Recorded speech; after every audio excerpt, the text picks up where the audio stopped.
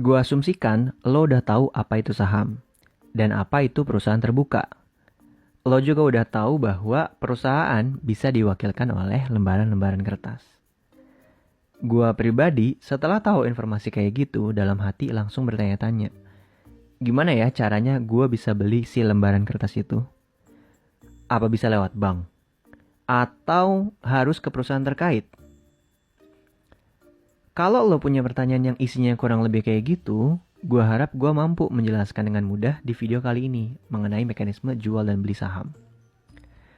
Tapi ingat, ini gambaran besar, supaya lo punya kerangka berpikir yang bagus sebelum pembahasannya mulai kemana-mana. Coba bayangin lo lagi di suatu pasar tradisional, biasanya kan jual bahan makanan ya, kayak daging ayam, sayuran, ikan, dan sebagainya.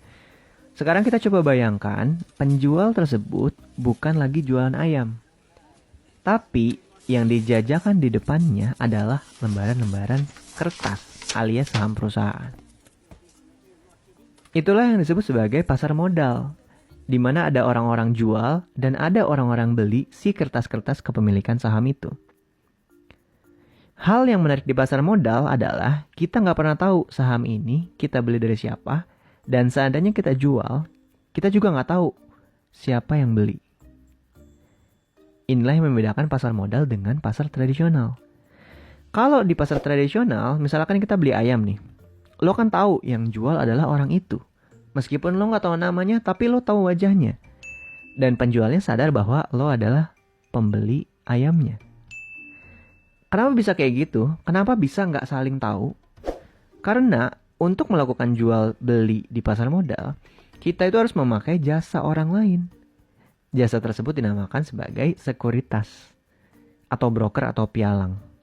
Lo mungkin lebih kenal sama broker dan pialang karena itu cukup banyak ada di film-film. Tapi ketiga kata tersebut pengertiannya hampir sama. Sekarang gue tentuin dulu ya. Kita kedepannya akan pakai kata sekuritas. Untuk beli dan jual saham di pasar modal, kita harus lewat sekuritas. Kenapa? Alasannya simple. Karena ketika jual beli saham, pada praktiknya tidak sesimpel ada barangnya terus kita beli kayak di pasar biasa. Tapi di pasar modal ada pencatatan-pencatatan yang perlu dilakukan. Kita harus tahu nggak sih apa aja yang dicatat waktu jual beli? Ya boleh aja, nggak ada yang larang. Boleh nggak kita nggak usah cari informasi sekuritas tuh ngapain aja pas lagi kita suruh jual beli di pasar modal? Ya boleh banget. Karena itulah tugas dan kerjaan si sekuritas. Kuncinya cuma satu. Jangan merepotkan diri sendiri. Sekarang kita jadi paham bahwa kita nggak harus datang ke perusahaan terkait untuk bisa beli sahamnya. Kita juga tahu ada pasar yang jualan kertas-kertas, tapi kita nggak bisa datang sana karena harus pakai jasa sekuritas. Sekarang pertanyaannya nambah nih. Jadi sekuritas itu apa dan dia perannya sepenting apa sih? Nah, sekuritas adalah lembaga atau perusahaan yang menyediakan jasa menjadi perantara untuk jual beli saham. Ngapain sih sekuritas baik-baik ngurusin perintilan pencatatan jual beli gitu?